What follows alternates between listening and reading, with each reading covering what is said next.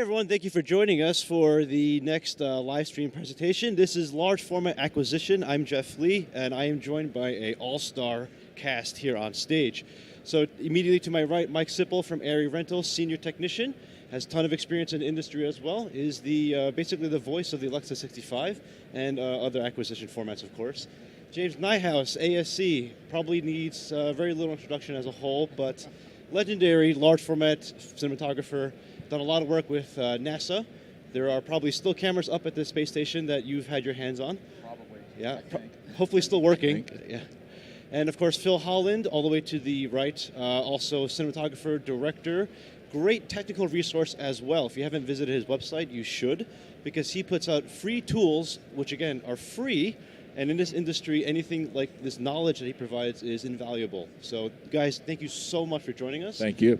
It's a pleasure to be here. Thanks for having us. Yeah, absolutely. So I'm really excited for this panel because I think if you look at the releases for this year's NAB, we're starting to see things like the Leica lens announcements, the Cooke S7s, large format acquisition is a thing now. But I think it's funny because if you rewind a little bit, what was it, 5 years ago, the 5D Mark II hit the mainstream, right? And we've always had folks using very affordable large format sensors. But now there's this new resurgence, which I love. So in your opinion, this is for everyone, what do you think is attributing to that push, that desire for large format versus Super 35? I mean, it's open-ended. Yeah, go for it. I'll jump right in there. First thing I've got to say is I don't see it as a new thing. I've been doing this for 41 years now, large formats. So the resurgence, I don't think so much. It's finding it again, I think is probably the thing.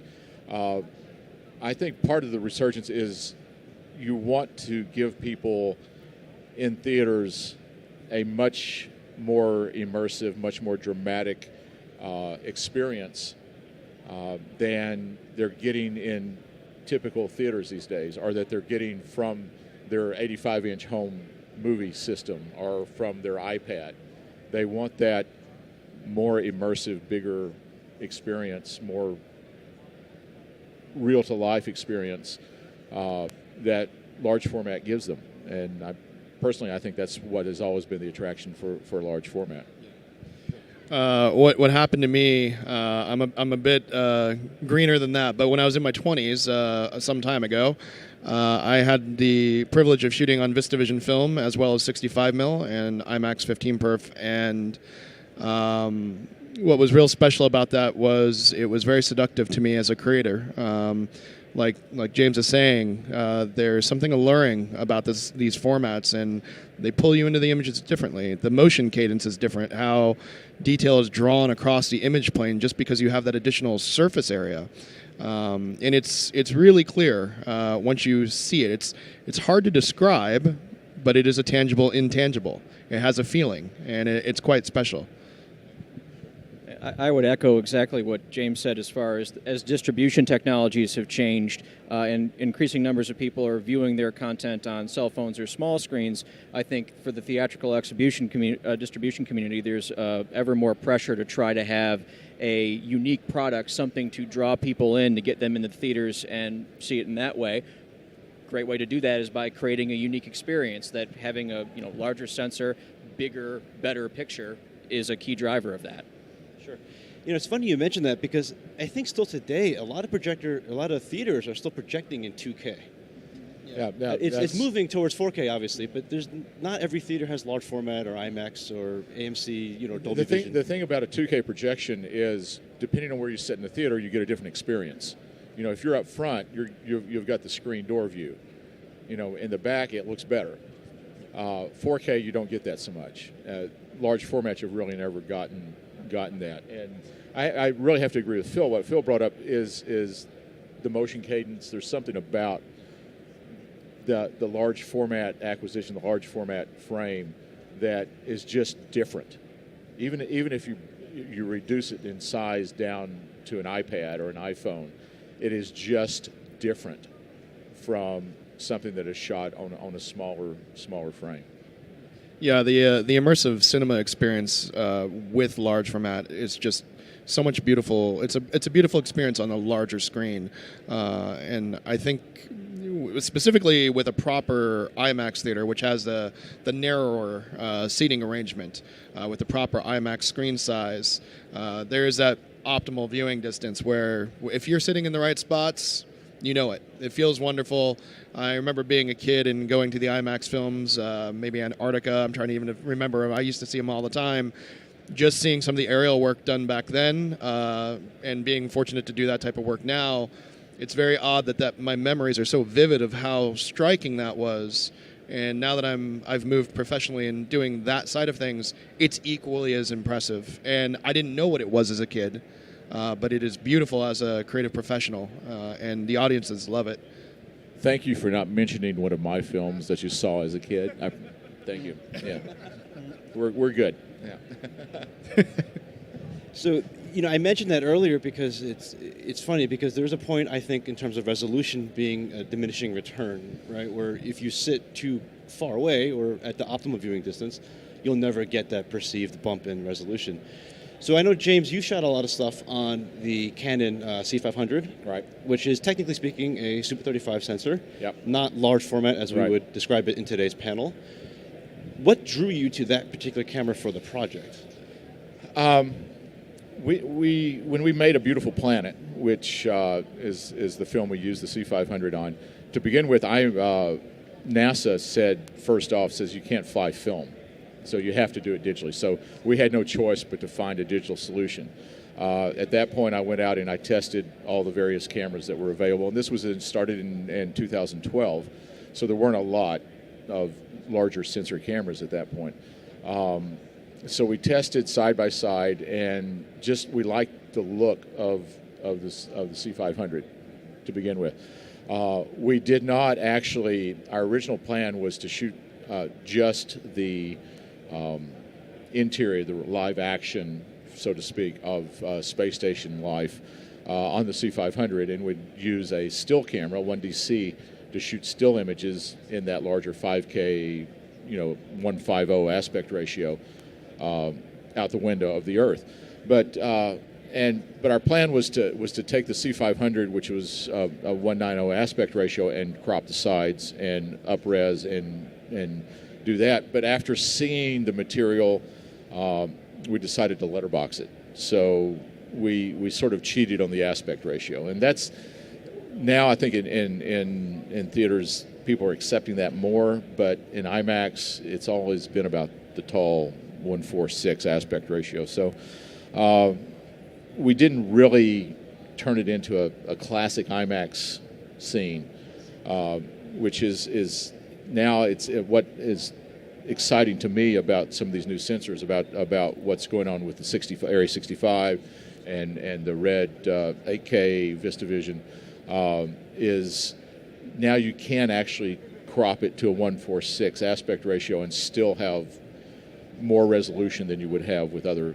cameras. And that's not the perfect solution, but it is a viable one. So Mike and Phil too, because you guys obviously have the Alexa 65 and you own one of the very rare breeds. I've worked with the Alexa 65 as well. Okay, I didn't know that. I'm but yeah, I do have the 8K VistaVision from Red, the Red weapon. But would you guys sort of corroborate what James is saying in terms of what the clients or end users are looking for, the production companies are looking for? Is that sort of cheating it because they want a certain look, or are they using the 65 or the 8K for different reasons? I think in our case, with the 65, a lot of the traffic that's been driven to it, the camera was originally envisioned primarily for use as a sort of specialty camera for visual effects applications where people wanted the Alexa look, but they, for whatever reason, needed a higher resolution. People thinking of it in terms of, okay, we're going to get a big, wide vista with lots of detail and foliage and things. But once we got the camera in the hands of cinematographers, they immediately latched onto it and said, oh, this is unique. This looks special. I want to use this now for everything. And we started out with 30 cameras in our initial run. We've now more than doubled that to 70 worldwide, and we've seen it working on productions, from not small indie films, but indie films, $10 million budget range, all the way up to, practically $1 billion Marvel enterprise. So it's really fitting it was originally envisioned as being a very specific product, but it's really seen a lot of diversification in the sorts of products or productions it's being used on now. And I think that is largely being driven because people see the images it produces and they say, this is something special and I want that for my project. It's the large format mystique, I think, that and it's what Phil was saying, is it's a different look. Yeah, I think what's really interesting is I was definitely a part of the Canon 5D generation. I was actually shooting even anamorphic time-lapse on 1DSs to get the larger format appeal. I was doing all sorts of weird stuff. And then in 2008, it was October 2008 when the Canon 5D hit the market, Mark II with the video, and I think Nikon had a D90 or something. So suddenly people had access to close to a VistaVision size sensor, though far from the resolution of a proper VistaVision film. But it changed what this industry is. People were starting to use basically DSLRs and now mirrorless cameras on productions. I know in October I got that camera and I had on 2 feature films quick. And I was doing all sorts of goofy stuff because I could put this camera in the corner. I could get crazy fisheye lenses and get other shots that we just couldn't ever get before, not easily, I should say.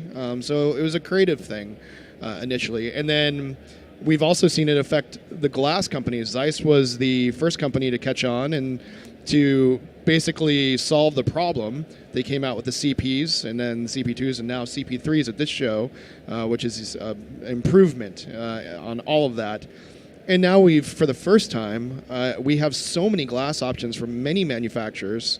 I shot a short film that's shot on the Tokina Cinema Vistas here. Those are T15 primes designed for VistaVision, which never have existed. When VistaVision was made in the 50s, that was like the furthest thing from a possibility. And I wasn't around back then, but I know the history of it, and I used to shoot with the VistaVision film cameras, and I've also assembled all these vintage lenses like Olympus and Mamiyas. I've had them modified at a company called Duclos Lenses and allow them for usable for motion pictures. And it's been so exciting to explore the glass and the formats in that way. So this will be probably a very polarizing question, but resolution versus sensor size. What's more important to you?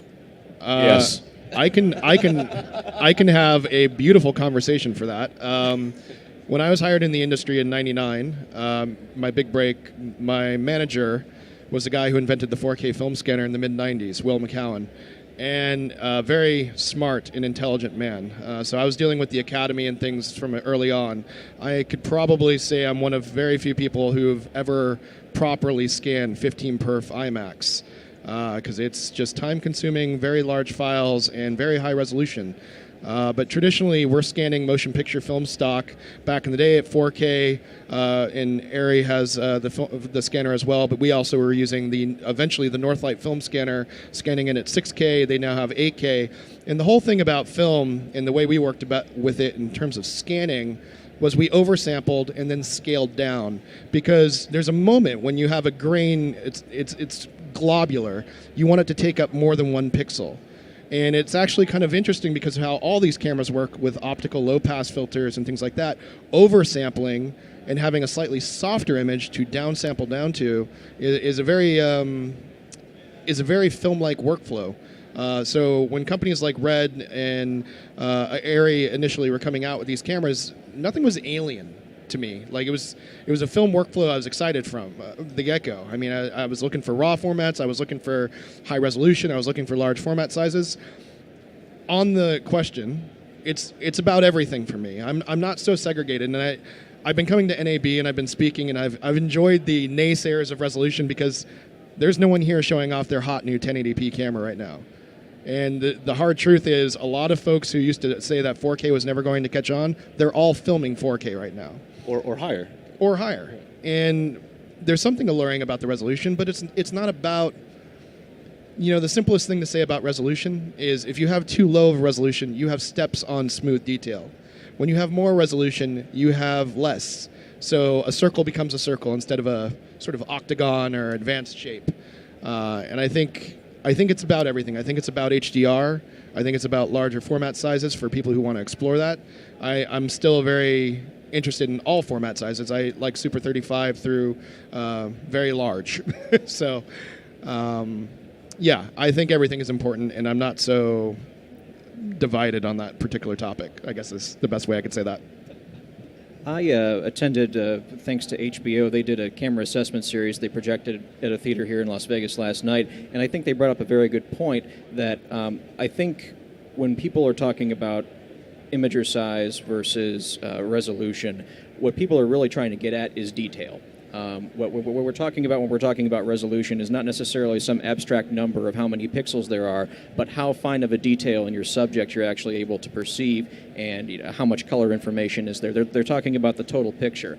How much is it a interpreted view or a mechanical view of the world versus something that approaches what your eye would see? And that's ultimately what it's about getting toward. I think that's what we're aiming toward. And of course, once we get there, I'm sure we'll decide, well, maybe we want to walk it back a little bit to be able to receive the preserve that suspension of disbelief, of being able to go into a fantasy world that's a little different than reality, a little more ideal than reality, but it's about trying to get as close as possible to the human visual system, so you are not, the technology is not acting as a barrier to your interpretation, your perception of what's going on in the story.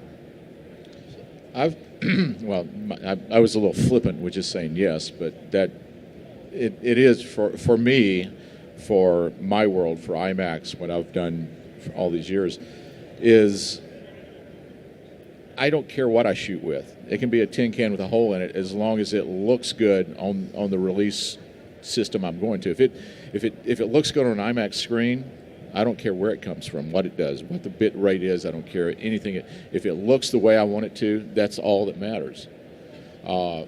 For it to look the way I want it to on an IMAX screen, though, it does. It has to have a large sensor. It has to have a lot of resolution. It has a lot of color depth, and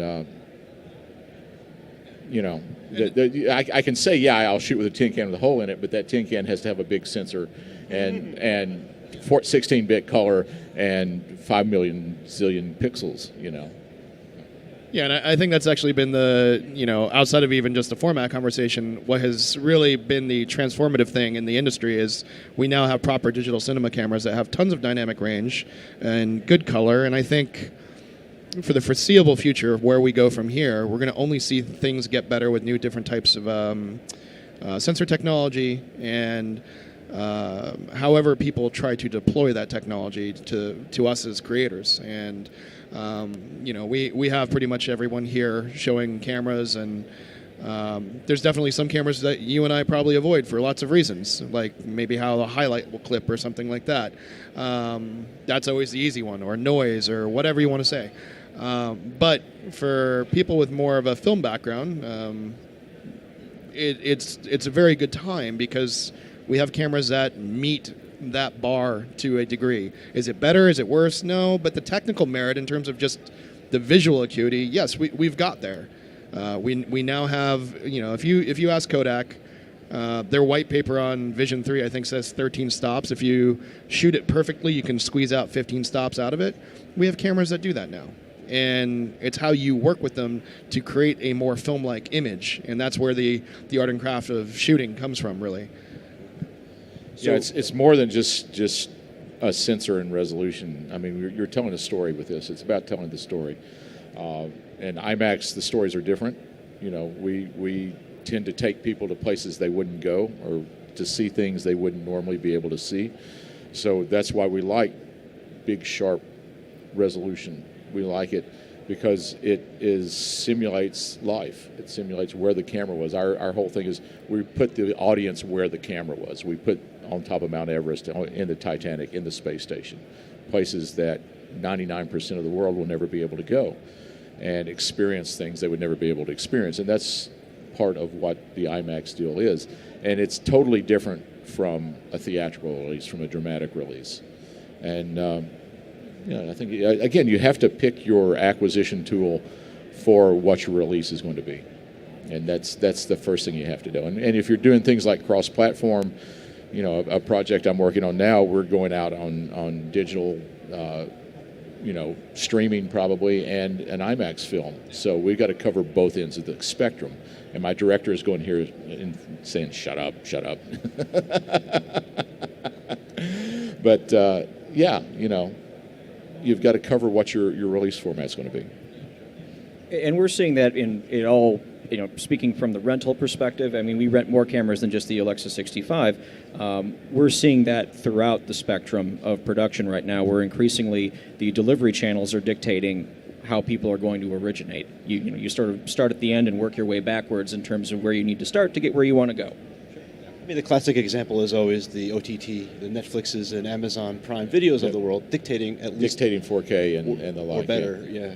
4K acquisition, too, not just... Yeah, and I mean, I'm kind of always in there with it. And on the feature workflow, when we were scanning it at, say, 6K or whatever, we would downsample to 4K or 2K, whatever our working res was. And then on the ARRI laser, if it was 2K, we would even actually upscale with a specific kernel back to 4K for the ARRI laser. So, I mean, anyone really who's ever shot 4-perf or 3-perf Super 35 knows what that feeling is on an optical level. And like, what's really nice right now is, although it's probably annoying as heck to have distribution kind of define what cameras people should be using, we are all just trying to chase a better image and a better experience. And while we're talking about tech a lot, I do agree it's all about the story. It's all about what you can produce to make people watch it. And, story's always going to be first, and that's the precedent. There's other types of shoots, there's other types of work that is image first and things like that. But when it comes down to it, you need to make a pretty picture. And for me, how do you do that in the most beautiful way? And that's what's been so alluring about the larger formats. So then switching gears a little bit, besides the obvious data rate increases, would you say there are sort of the non-obvious for folks that haven't worked with higher res and higher larger sensor cameras? Are there some either technical or aesthetic gotchas that folks should be aware of? Again, other than the obvious data rate, usually goes up with larger format and larger resolution. So what was the question? Well, so basically, other than the data rate increase when we're working with higher resolution or larger sensors, are there any other technical gotchas or even aesthetic gotchas that folks don't think about? I mean, optics from the get-go has been sort of the daunting task, and luckily I had that experience with VistaVision film. So back in the day, we had cameras that we were using modified Leica lenses. Dalsa made a beautiful set of lenses based off the Leica Rs. Mamiyas were used, Nikons were used. I mean, all sorts of weird lenses. On larger formats, it's been Hasselblads and all these medium format lenses basically repurposed to be used for motion pictures. And that's been, it's kind of fun because it's kind of in some ways, it's me sitting in a dark room going like, what do I want to do and how do I want to do it, and can we find glass that even does that? But now that we have modern glass being made by manufacturers that cover all this, it's even more fun because we have companies like Leica showing off the Talia lenses, which play very nicely with the Alexa 65. They work great on the 8K VistaVision as well. Quite a large image circle, I believe 60 millimeter diagonal, and these are special lenses. It's some of the most interesting glass that Leica's created with some of the DNA of the S series, medium format glass, and that's modern. That's now. But what's really exciting is I don't have to go that way, or even the Tokinas. I can use 40 or 50-year-old Olympus lenses, or the Mamiyas I have are probably 20, 30 years old as well, and they still look great. But getting them modified for motion pictures, larger formats, has been so much of the struggle. Just to talk about one thing I did on my last big shoot, Zeiss makes something called the Otis Primes. So I work closely with a company called Duclos Lenses to produce hard metal gears and proper fronts, so we could actually use those in the shot over f1 and shoot from the air with those lenses. Those are lenses designed for still, but the images we got out of those, the aerials we shot at night, nobody's ever seen anything like that, because we're shooting wide open at T1.5, and there's no CA, there's no chromatic aberrations, there's minimal distortions. It's a beautiful image, just clean, crisp, clear, and it brings it right to you. So that's been very exciting. I love lenses, and I love large formats, so I'm all about that. I could ramble on. I mean, to the question of lenses, I mean, that's certainly something that we, as ARRI Rental, are focusing on a lot right now. The technology of the camera platform 65 has gotten to a place where it's stable now. Feel like we've got that pretty well worked out, but a lot what we're dealing with now is coming up with more options to give cinematographers more creative options, get more different looks they can play with. We started out with the Prime 65 series of lenses, which were rehoused Hasselblad lenses. We have two new series, the Prime 65S and the Prime DNA, that were, when we initially pushed out the Prime 65s, the comment we got from a lot of cinematographers is, yes, they're good, they're sharp, almost too much so. I want to take it back a little bit. So the Prime 65S and the Prime DNAs are sort of an effort to address that need. The 65Ss are a little softer in character. They're a little faster, and then the Prime DNAs are not necessarily even aiming for peak resolution as a goal anymore. They're more interested in creating a interesting interpretational image. A lot of these, the Prime DNA lenses we're making in response to specific feedback we're getting from particular cinematographers saying, "Hey, I have this project that I kind of want this kind of look for. What do you think you can do that will give me that look?" And it is very much, it's all about adapting, what exists currently, what's out there, what can be cobbled together to achieve a particular aesthetic. Yeah, I think other gotchas on that is you have to pay a lot more attention to what's in the frame. Glass and all this other stuff aside, when you're going to a larger sensor, more resolution, you have more detail. That detail also reveals things that you missed. The thing about motion pictures, you got to put in the frame what you want in the frame and exclude what you don't want, and you've got to be a lot more careful with making sure that you're set. I mean, when we shot IMAX film, you didn't have any choice. You had to make sure it was right before you turned the camera on, because it's going to cost you $15 or $20 a second. Excuse me. I still choke over that number. No. So you got to make sure it's right. You don't have extra little bits of garbage and stuff and things in the frame that you wouldn't necessarily worry about in a smaller format. Things like, we talked about translational speeds and the cadence of the film. You have to be much more aware of panning speeds and things like that. The bigger the format, it just strobing gets into effect, and people are starting to shoot higher frame rates. We're looking at HFR for IMAX on the technical committee that I'm working with in the giant screen industry, and as a possible solution for some of this. But then there's been some pretty good pushback against high frame rate, but it may have to trickle down from the large format, because it really helps you out in that it increases spatial resolution and all sorts of other positives you have about that. But the viewing audiences, I don't think, is particularly ready for that on all occasions. And that's the thing about, I think now with digital projection, if we can have a projector that can shift gears midstream, so we can shoot dialogue at 24 frames and shoot action sequences at 60 or 100 frames or 120 frames, and have it in the same presentation, to where, when you really need the HDR or the high frame rate, you can use it creatively without killing the other aspects of your project. Yeah, I've been most curious about that, because there's two schools of thought where that solves the problem in one way.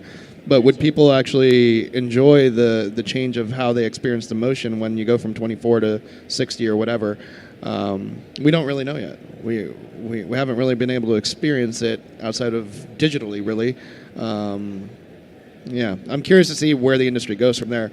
I have seen, and one of the best high frame rate 4K things I've ever seen was the test that went down for the NBA, seeing basketball in 4K. And I have to say, that was 4K at 60 frames per second. It was beautiful, and I enjoyed watching it. But then at the same time, I don't want to see, a lot of display manufacturers have all these different smooth motion features, and I don't necessarily want to watch any movie that way ever. And it annoys the heck out of me when I see something like classic, like Gone with the Wind or something. It just doesn't make any sense. It looks almost like a plastic copy of something that should have much more of a motion texture to it. So, yeah. I think the television manufacturers are to blame for that a little bit, where they turn motion smoothing on by default. Yeah, everything doesn't need to look like a soap opera. So it's funny, you mentioned the mixed frame rates. I mean, doesn't that go into what Doug Trumbull's been working on for several years now with variable, scene dependent kind of? Yeah. Trumbull's always been a pioneer in that with show scan, 60 frames a second, 65. Yeah, it does, and he's always had these great ideas, and I saw some of the tests he did recently, and it makes sense what he's doing. On a technical level, on an aesthetic level, I don't know, and I think again we have many generations that have grown up at 24 frames a second. Or 30 frames a second for television, but television, you can't put that in the same basket as you do a theatrical film.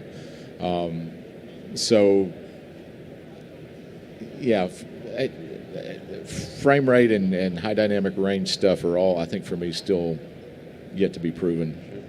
Yeah, and I think we've gotten to a point with motion pictures in general. I mean, there's so much media content generated these days, and cinematography has broadened as a field astronomically, even since when I got in the industry. We shoot a lot more, and now we notice things. We notice the judder. We know people who don't adhere to proper pan speeds, and maybe the shot does not also adhere to that, so maybe you have to get the shot in a different way. But the hard truth is, as human beings, we experience motion blur. If you wave your hand in front of your face, it's there. But it is different than how you experience it on a digital display. So perhaps there's another solution that is even outside of what we're talking about frame rates, and maybe more in line with what manufacturers can do on the TV side, or display side, I should say, that can help. So I think there's going to be a lot of technology coming on this front that may or may not be tied to frame rate. We just don't know, because it's still all a kind of growing experiment, and technology is advancing fast, and what can we do? That's always the question. The thing I hear now, I mean, even in your statement then, was the word technology. Technology. This is not about technology. It's about telling stories, about getting your story on the screen by communication. And we have to separate ourselves from the technology most of the time to put your heart into the story, to put whatever it is you're trying to do into the story. And I find it interesting that even today we talk about motion blur and high frame rate. We look at one of the biggest trends right now in still photography is long exposure motion blur, trying to add motion to still images. It's a huge thing. And when it comes down to it, it's all art. And art, the technology has to serve the art. Yeah, I mean, when you think about the Academy of Motion Picture Arts and Sciences, and possibly one of the things that really attracted me to the world of motion picture technology. When I was a very young kid, I was fortunate enough to grow up in a place called Chatsworth, California, and I could hop on my bike and be 10 minutes away, and I could be on the set of Star Trek. And what I saw as a child, and none of my family was in entertainment, I saw fluid heads, I saw cranes, I saw crazy lights that I didn't understand as a 6 or 8 year old kid. But I loved it, and I was attracted to it. And all of these things are there to help service the picture that's being captured, to tell that story. And I love that weird, beautiful harmony that happens between sometimes overly technical things. I just worked with a crew where all we had to do was tighten a bolt to make something work. And there was, a small committee meeting, but the reality was sometimes you just got to put some tape on it and make it happen. I can't tell you how many sets I've been on, big features where it's gaff tape and just janky stuff, just to Hollywood something and get it to work. It's what we do, because you got to tell the story. You got to do what you're there to do at the end of the day and not overthink all of that. Get focused and tuned into the things that matter, and hopefully on the next time around you can develop a new support system or whatever the thing that is that's getting in the way. That just reminds me. I won't repeat the name of this Instagram account, but I feel like you guys all know what I'm talking about. Oh yeah. Something rigs. I'll mention it maybe offline if folks want to look, but it's hilarious because exactly that's what it is. It's people. I had a great one just recently. We didn't, for some reason, I didn't have my speed crank with me, and I had a fast rack in slow motion, so at 60 frames per second. So my AC on my physical follow focus, so Connor CFF1, she put a wrench and gaffed the hell out of it. And I was able to use that as a speed crank, and it worked. And we were laughing. Everyone was taking pictures of it. But it worked, and that's all that matters. It's just a lever at the end of the day. So you do what you have to do. And I can't say enough about gaffer tape. We're all sponsored by Gaff Tape. Yeah. One of my biggest disappointments in life.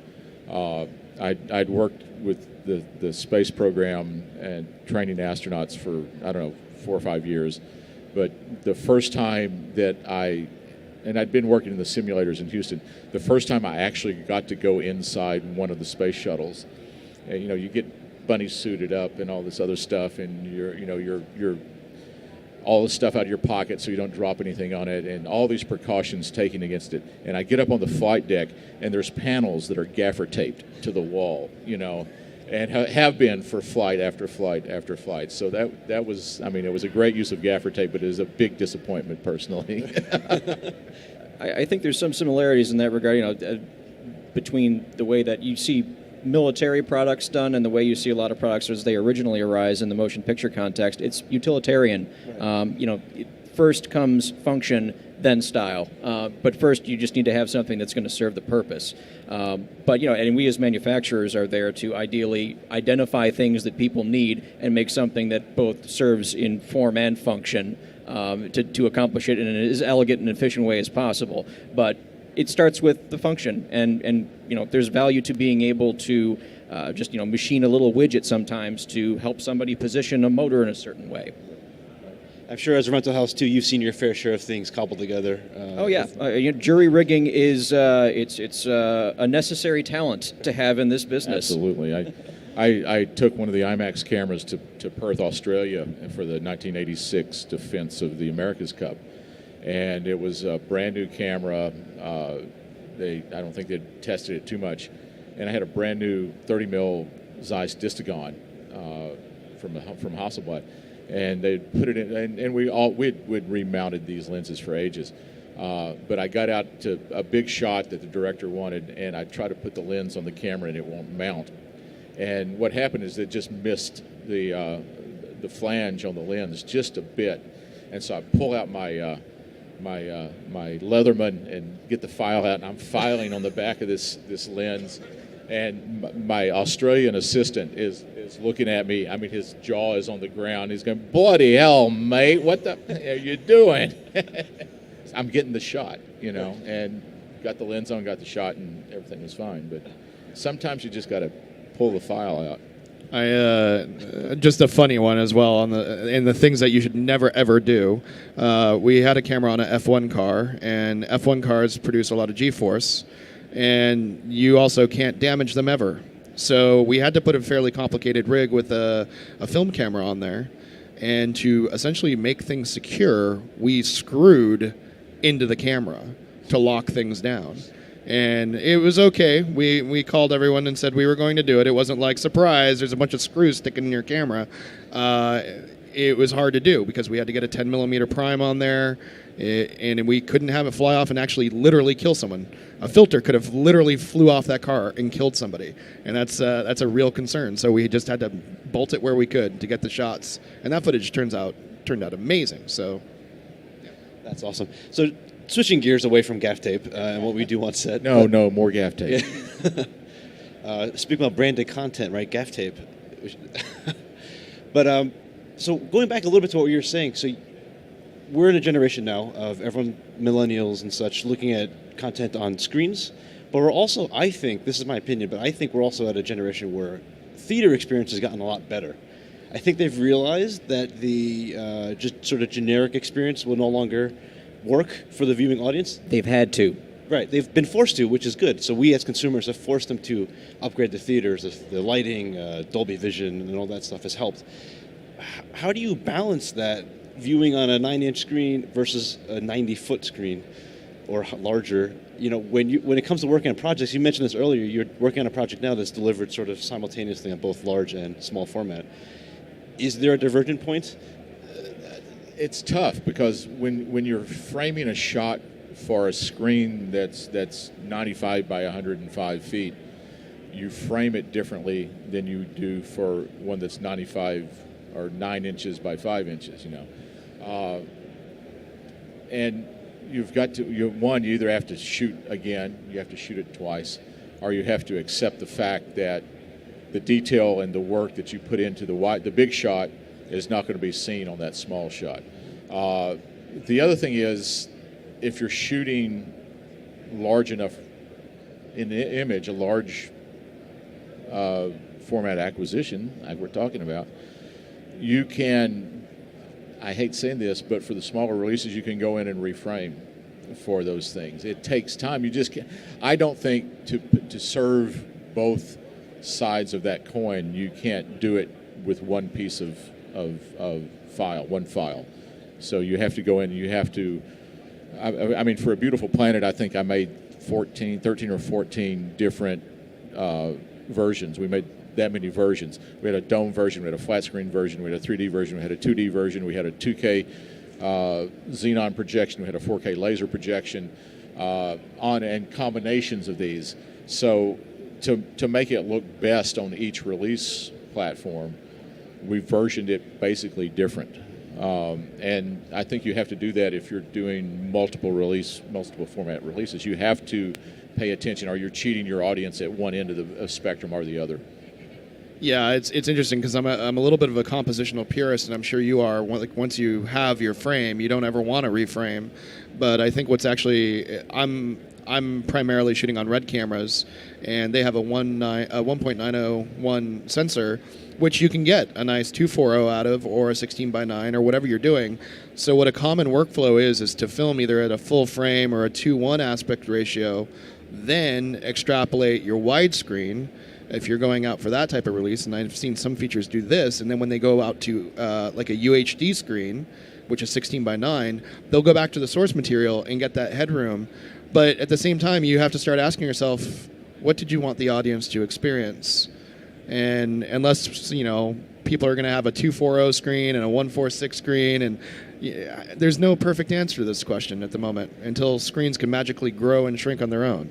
And we live with the letterboxing or whatever. And the important thing in all of this, of course, that it's being done with creative intent, and somebody, ideally the cinematographer that authored the image in the first place, is there to make those decisions, and it's not being done in an automated fashion to. Like you. We're good. So, little crystal ball gazing time. Much like Super 35 has, one can't say replaced, but certainly overtaken Super 16 and smaller formats. Do you foresee large formats in the VistaVision or 15 perf style framing taking over Super 35? And if so, how quickly do you think we'll adapt this? From a purely technical standpoint, if we want to keep on pushing the envelope of resolution, at a certain point, larger sensors are going to become necessary, just for reasons of physics and pixel design, how you are able to actually convert light into voltage to render an electronic image. There's a limit to how many pixels you can cram into a Super 35 size imager. And as you start going above certain resolution thresholds, it's going to be necessary to go to larger format. With current technology, I mean, it's always possible that a new means of developing an image sensor will be invented next year, and this could all change. But based upon the current technology paradigm we have right now, to keep growing resolution, we're going to run up against size at some point. I think everything needs to coexist. You look at Ed Lockman's ASC's film Carol, nominated for an Academy Award for Best Cinematography.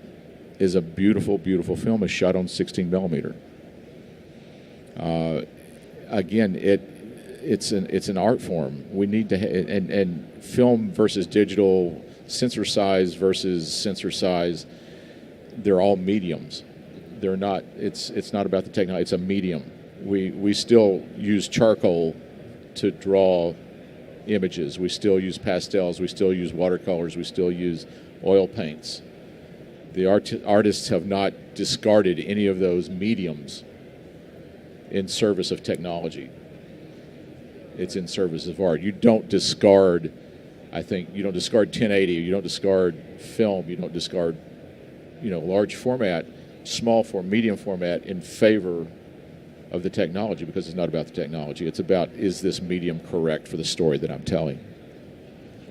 Yeah, I think it's so funny because we're seeing a lot of new on the digital side, but really this format stuff has happened in the film world.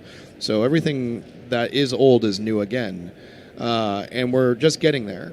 What I really like about at least the Red 8K VistaVision camera, there's a lot of resolution to format size relevance in terms of how it renders material. So if I want to shoot Super 35, I shoot at 5K. If I want to shoot full VistaVision at 8K, I'll get that. And I think the idea of a multi-resolution, multi-format size camera is a beautiful thing, because sometimes I might want the Super 16 aesthetic. I might want to have a little bit more texture, and I might want to use some silly lenses because I want everything to be really small. And there's other times where I want to go out and shoot some beautiful vistas and explore these larger formats, and having that all in one package is phenomenal. And I think we're getting there. I think we're going to see that more and more. And we've seen cameras come out at all different sizes, and even ARRI has been able to shrink down their primary camera down to the mini, really. And Red's made their camera somehow 2 pounds lighter, which is already a small camera as is. And interestingly enough, I do think cameras need to have some weight to them, because there's a point of diminishing returns, because at a certain point you need to realize you need to have the thing stable most of the time. I know Just fix it gimbal in shooting post. and stuff, and no, Kidding. never. I have a visual effects background, and no. Start from a place, start and shoot the way you want to shoot, and start dealing with the problems later, but you try to get it right in camera as much as humanly possible, and that's the best place to start. Forever, that's going to be the truth. Yeah, that's the whole fix it in post bullshit. I'm of the feeling that you get it in camera, you get it the best you can in camera, and you make it better in post. Same thing. Yeah, same. Yeah. Compromises are inevitable. You want to minimize the number you need to make and expect that there will be some, but don't go in just sort of, all right, well, we're compromising from the start. Actually, one interesting trend I will say, so one of the very common post fixes is stabilization. So something was shaky and they stabilize it. Something I have noticed with cameras that do shoot at higher resolution is people will shoot stable and then add camera shake later.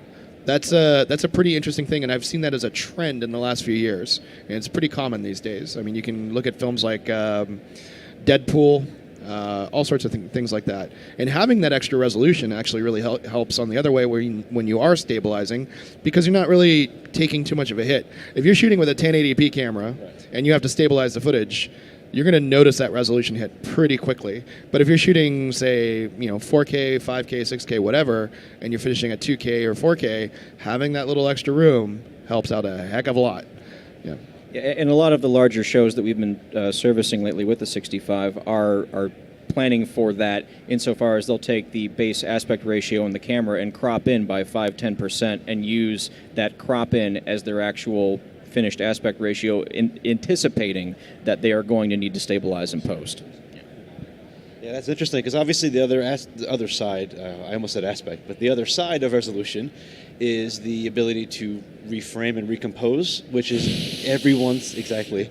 Well, I am a hiss on that, but there is a company here, and it's outside of the application that you and I shoot for, really, but they have a demonstration of an 8K stream, sort of set up for a news situation, and they have the ability to draw little boxes, 4K and 1080p boxes everywhere, so they can get a lot of bang for their camera, basically, so you can get multiple setups. That's an interesting power. I'm not really big on reframing. I really am a composition stickler. The amount of time I crop footage is mostly to get to the aspect ratio I was really targeting for, so I had my guide set up for it anyways. That's about it. I try not to do much of that, and I'm very much on your side with that. Yeah, I think most cinematographers would agree it's not something you want to do, although the tool is available for those in a different universe. Sports is certainly a good example. Capturing news events, that type of thing, being able to reframe. Single operator can do sort of punch-ins. Yeah, sports and news aren't particularly art. Fair point. Oh, come on. The NFL does these beautiful shots, and then you look at some of their slow motion replays. There's people working hard to get beautiful stuff. It's so funny. I was just looking at some. I'll bring it back to basketball. There's a guy who got this shot when the Lakers won. I think it was with Kobe when he got his 4th or 5th title. I can't remember. But there's this amazing shot where Kobe gets up on this like platform of something. He has his arms out wide, and the confetti's happening. And there's flares, and there's the audience. This is a good shot. It's a good shot from an artistic aesthetic. It's an event style shot. If you miss that moment, no one gets that shot. And there is definitely an art and craft to that. Now, when it comes to generic broadcast and you're, chasing a car around the track or something, you're not really looking for art there, but you still are trying to follow a moving object, and there's still an art and craft to that, or pull focus somehow on something fast moving. So I respect it a bit, but it's different from, say, visual storytelling, which is a very different thing. Yeah. So I think we do have to wrap it up. We have about maybe a few minutes left. Before we conclude, any last thoughts that you want to partake? Any nuggets of wisdom you want to share with the world? Be it about gaff tape or large format sensors? Buy more gaff tape.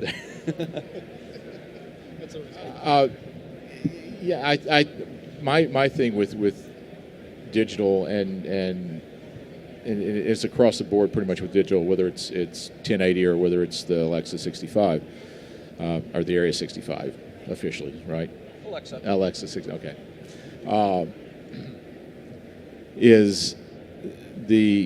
I see too many people with the let it roll mentality, taking a lot of the craft of cinematography away from what it has been, what it is, what it should be. You give enough monkeys enough typewriters, they'll get something good. If you roll long enough, you'll. But if you're crafting an image, you're paying all this time to your composition. Why do you have to shoot terabytes and terabytes and terabytes that is going to only cost you money in post and money in archive to meet your insurance requirements? Why do it?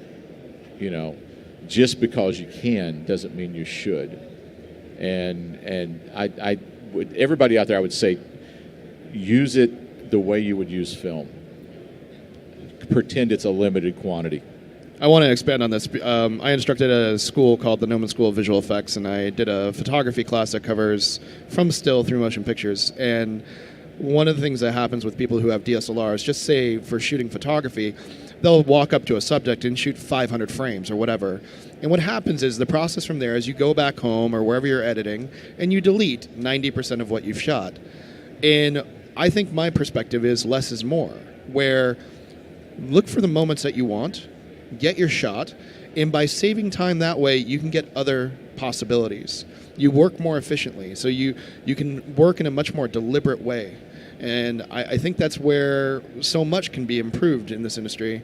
I think when we look at things happening on Vimeo and YouTube and all these young filmmakers who are moving the cameras in really sometimes strange ways, I would implore them to maybe focus more on the craft. Get used to having a fluid head that's of good quality. Learn how to pull focus. Have a little bit more of an eye for quality control. I don't want to see you kicking the tripod. Do another take. And start generating that mindset. That will help you improve on a professional level as well to get to a different echelon. Yeah, on a practical standpoint, there are democratization of the technology, which we've undoubtedly experienced, has been a double-edged sword. On the one hand, it's much easier for people to gain access to media production tools than has ever been the case. It's more open than ever.